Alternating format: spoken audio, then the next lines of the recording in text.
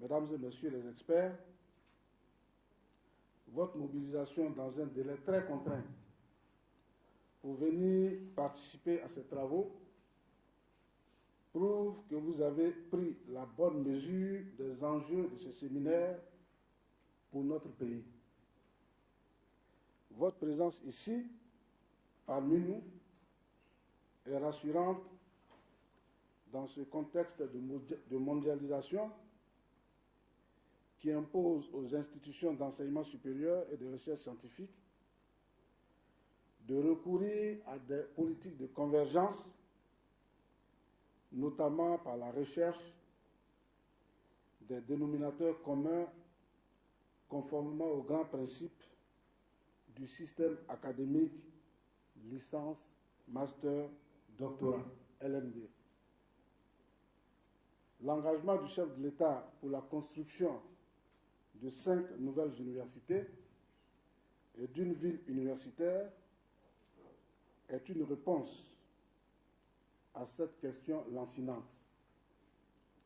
Mesdames et Messieurs les experts, comme vous le savez, sur le plan infrastructurel, il y a des préalables à la construction d'une université. Ces préalables doivent prendre en compte les universités existantes dans une logique globale de redéfinition de la carte universitaire de notre pays.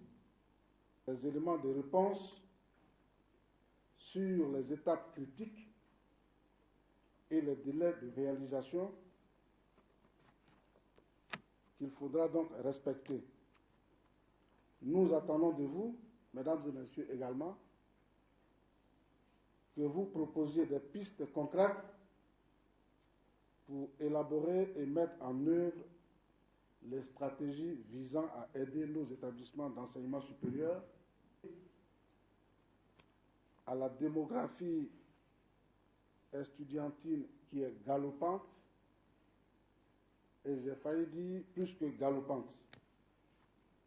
Il vous reviendra aussi, mesdames et messieurs, de réfléchir sur ce que représente l'institution universitaire même, particulièrement aux valeurs à mettre en œuvre en ce qui concerne les activités d'enseignement, de recherche et de service à la collectivité dans la perspective d'une contribution au développement social, culturel, politique et économique de la Côte d'Ivoire, d'une contribution à la réalisation de l'ambition de faire de la Côte d'Ivoire un pays émergent à l'horizon 2020. Mesdames et Messieurs, nous sommes résolument engagés dans la logique d'une gestion des ressources publiques axée sur les résultats. Autant qu'externes doivent dicter toutes nos initiatives, toutes nos réformes, notre façon de travailler. Les produits de l'université, tels que nous la concevons, que sont nos étudiants diplômés, doivent être en phase avec les besoins du marché de l'emploi.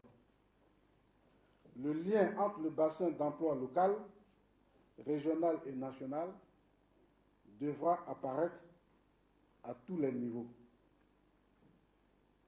L'objectif clairement affiché par tous nos établissements doit être la professionnalisation des formations supérieures.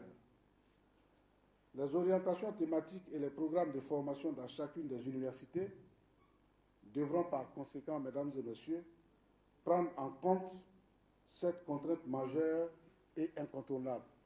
L'autonomie des universités et la liberté universitaire n'ont de sens que si elles peuvent s'exercer pleinement et ont accès aux moyens et aux ressources nécessaires pour assumer cette double responsabilité de la collégialité et de la distance critique. C'est pourquoi la recherche de nouveaux modes de financement de nos universités et par nos universités est un impératif presque catégorique. Comme le disent les philosophes, l'université doit s'ouvrir vers le monde extérieur et proposer ses services en particulier aux entreprises et préserver qu'à cette seule condition.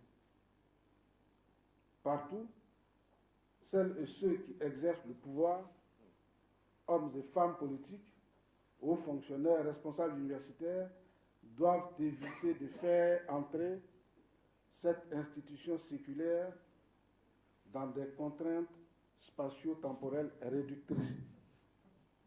Certes, vis-à-vis de la société, mais en retour, notre société sera imputable vis-à-vis de l'histoire de ce qu'elle aura fait des institutions universitaires. Dans une société en constante mutation comme la nôtre, mesdames et messieurs, l'université et la caractérise en prenant acte des attentes sociétales, mais sans se laisser envahir par une multitude de sollicitations fragmentées et non coordonnées susceptibles de la détourner de ses missions fondamentales. À l'attention de tous nos concitoyens, mesdames et messieurs, les journalistes surtout, je suis sûr que vous relayerez le message. Je veux dire avec assurance et confiance que notre feuille de route, c'est la vision du président de la République, son Excellence le président Alassane Ouattara, pour notre sous-secteur à travers le programme du gouvernement. En cohérence avec cette vision, nous avions proposé une matrice d'action avec 2 axes stratégiques clairs. Le premier concerne l'amélioration de la qualité des offres de formation pour répondre aux exigences de qualité et de compétitivité au plan national, sous-régional et international dans ce contexte de mondialisation. Le second, assainir l'environnement universitaire à travers un cadre permanent de dialogue social avec les différents acteurs du sous-secteur et par voie de conséquence lutter contre la violence en milieu universitaire. Mesdames et messieurs, du président de la République qui nous réunit aujourd'hui et qui permettra aux experts nationaux, mais aussi et surtout aux experts venus de l'étranger, de faire des propositions concrètes et urgentes pour le développement de nos universités. Pour terminer, je réitère mes remerciements à toutes celles et à tous ceux qui se sont mobilisés pour que ce séminaire puisse se tenir.